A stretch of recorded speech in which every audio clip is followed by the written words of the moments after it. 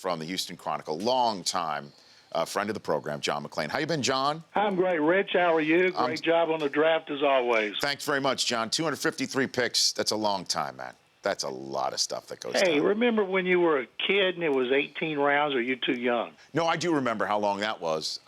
But there wasn't nonstop coverage from 1 to pick 3,000 at that point. There's no coverage. So how did you cover a draft back in the day, John? You sat in a. Usually the teams would. I know like the Oilers would take over a hotel, invite fans, and there would be a side room for the media, and they'd have a big board up. And when the league would call and say who was picked, they would put him up on the board under each team, and they would announce it. And it was, looking back, it was so boring back then.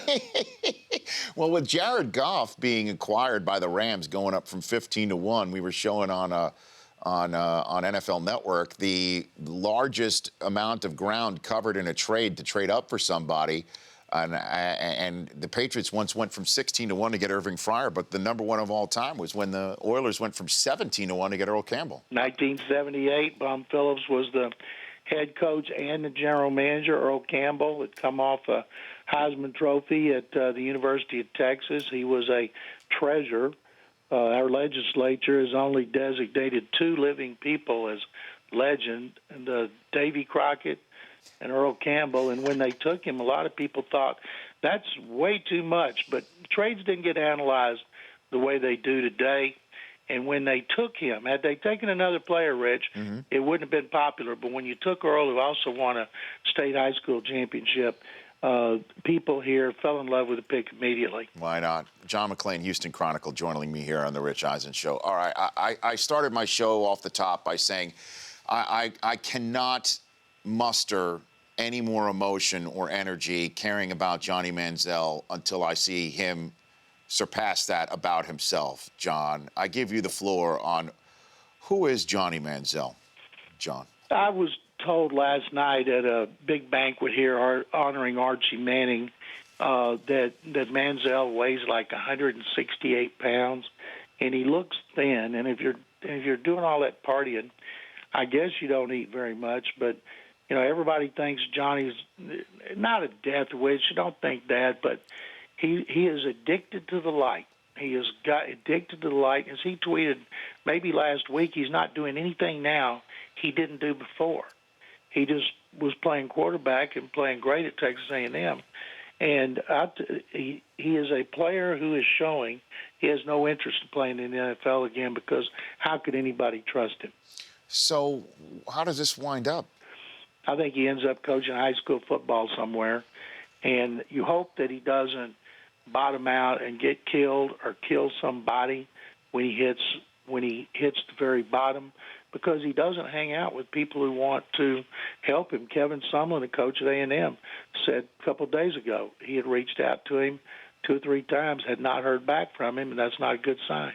So, because if Sumlin's reaching out, and Von Miller apparently does have his ear, right? Is that a true story? I don't know if he does. You know, Von was in L.A., was put up by Dancing with the Stars. Johnny was out there. It looks like I hear Johnny's living in L.A. I hear he's in the Metroplex in Dallas-Fort Worth. People hear he spends a lot of time in Austin. So I don't know where he's living. You know, he said he lived with Von Miller. His people said, no, that's not true. So I have no clue where he is. Where's he getting his money, John? You know, people say, well, his family's wealthy. Well, his family's not wealthy. Parts of his family are wealthy. But I suspect, Rich, when he's partying, he doesn't have to pay because wherever he is brings a lot of attention. The way TMZ Sports says they should be paying him, he needs to have a reality show. Can you imagine if Johnny Manziel had a reality show and the cameras went everywhere with him? But I think right now he's probably still got money left over, and it doesn't look like he's blowing it on cars and housing and trips overseas. He just likes to party. Well, he parties with famous people, and they pick up the tab. Well, the problem with a reality show is, and I know where you're going with that, you know, but it's just there's people that are enabling that they're not helping, right? And again, I understand he needs to want the help in order to get it, right? And I even sometimes that's why I kind of put a moratorium on talking about him until this mugshot and everybody's talking about him now. That part of me feels even guilty talking about it now, knowing that maybe people are listening longer to this show because we're talking Johnny Manziel, right? And the clicks in this world where we're doing stuff for clicks and that nature, now, that's not why I want to talk about it. But I don't ever want to be viewed as that, John. I think it's in the news now because he turned himself in. He was arraigned. At least we're not talking about the Flakegate. That's one way to snap it into perspective in that regard. All right, so let's talk about other sports right now. The Browns appear to be Baylor North, right? RG3, Corey Coleman, Josh Gordon. Spencer Drango, offensive tackle. That's right. Fifth-round pick. I told Art Browse, the Baylor coach who was here for the Archie Manning event last night, I said, I sure hope Corey Coleman doesn't hang out with Josh Gordon. And people say that if Gordon hung out with Coleman, Coleman could help him. And Gordon, whose buddy is Johnny Manziel, and that's not good. If he's hanging out with Manziel, that's not good for him being reinstated. But yes, it is. Seems to be Baylor North, and I can tell you this, Rich, from watching every game Corey Coleman played. I did 9 mock drafts, had 8 coming to the Texans, and I didn't know he would go that high, but I think they made a tremendous pick because I saw every play of every game for 3 years. I've heard he's got some Steve Smith in him. He's got that warrior mentality in him. RG3, what are you hearing about his mindset with this now second opportunity? I mean, he's got the starter reins pretty much put in his hands right now. Rich, he was living here and working out here, and I went to see him and see if he wanted to do an interview. He asked me, do you mind if I wait till I sign with another team? I said, well, sure, that's fine. I don't blame you. And because he said he wanted to see where he was going, say all the right things. Hugh Jackson seems to have a lot more confidence in Robert Griffin III than others do. I'm still surprised that they put the reins in his hands, considering he hasn't done anything since 2012. But as a Baylor alum, I hope he does great, and the Browns have answered their problems, but I'm very skeptical. Okay. And with James Harden there in Houston, Robert Reed was very critical that Harden's only out there for Harden. Does Harden have a future in Houston, do you think, John McClain? Yes, he does, Rich. He will not be going anywhere. Dwight Howard can opt out. Everybody figures he's gone. But they like Harden. Harden can still take over a game, but somebody's got to pay for the accident that happened this year in which they were a huge disappointment.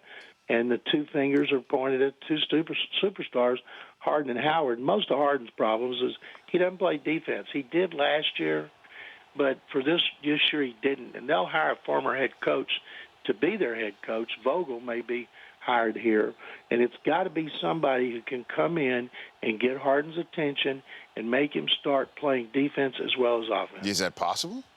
He did it last year under Kevin McHale, but Kevin was fired so early last year, and then he just seemed to take the season off on defense. So what happens to the Astros here? Are you concerned about the Astros? Oh, I'm concerned. I'm a big Astros fan going back to the first game in '62. I got fired up like everybody else. But right now, Rich, they got a 2-game winning streak. They've beaten the only team that's worse than them in the American League, the Minnesota Twins. They do have a lot of young talent, and but they're about 8 games under 500 after their fast start last year, and that's not good. John McClain, Houston Chronicle here on the show. J.J. Watt, did he put the scare in everybody talking about his football mortality? People know Watt. He'll be 32 when his contract expires. And? He said as long as he can play at the top of his game, and the way he's going, there's no reason, barring serious injury, that he can't continue to play another 5 or 6 years if he wants to. So you're not concerned we're looking at a defensive version of Barry Sanders, Calvin Johnson? No way at all. Not the way he loves the game and all the reciprocal privileges that go with that. He'll coach high school football in Wisconsin when his career's over, and he's not anywhere close to that. He's playing too well and having too much fun. Do you hear Charlie Casserly call the Texans the team to beat in the AFC? I did hear that. A lot of people have gotten behind them. Rich, they're going to have 5 new starters on offense. They got faster. Last year was like they were running in molasses. Bill O'Brien, Rick Smith, we got to get faster. We got to get a quarterback. They've loaded up and they should be at least a whole lot more fun to watch on offense. Yeah, but you've seen this before. Young quarterback gets a cup of coffee with a very successful team, signs a big fat contract, gets a starter's job, and normally that story doesn't end very well, John McClain. What do you think Rich, about last Osweiler? year they had 5 quarterbacks started 4. In 2 years they've had 9 and started 7. Last year those mediocre quarterbacks had 29 touchdowns and 12 interceptions. And that was coached by Bill O'Brien and George Godsey. I believe watching them coach those guys the last 2 years, they're gonna do a really good job coaching Osweiler if he can stay healthy. Which what do you think of Christian Hackenberg, John? What do you think of O'Brien Christian Hackenberg? loved Hackenberg, but he did not want to take a chance on having to give draft choices. And you couldn't wait. They weren't going to take Hackenberg in the first round. Yeah. And they didn't know if he was going to be available any other time. Bill O'Brien liked Brock Osweiler better than any of the quarterbacks in the draft, and that's why they paid $37 million guaranteed to get him. Okay, so you don't have any particular opinion on Christian Hackenberg? I know Christian Hackenberg played great under him and bad as a sophomore, but he bounced back last year. I studied him heavily, Rich, because I thought there was a good chance he would end up here like in the second or third round. Mm-hmm. And I think if O'Brien had his hands on him again, or if O'Brien had never left Penn State, he might have been the one they were trading up for. John, thanks for the call. Love chatting. Thank you, Rich. You got it. That's John McClain of the Houston Chronicle. The Rich Eisen Show, weekdays at noon Eastern on Audience.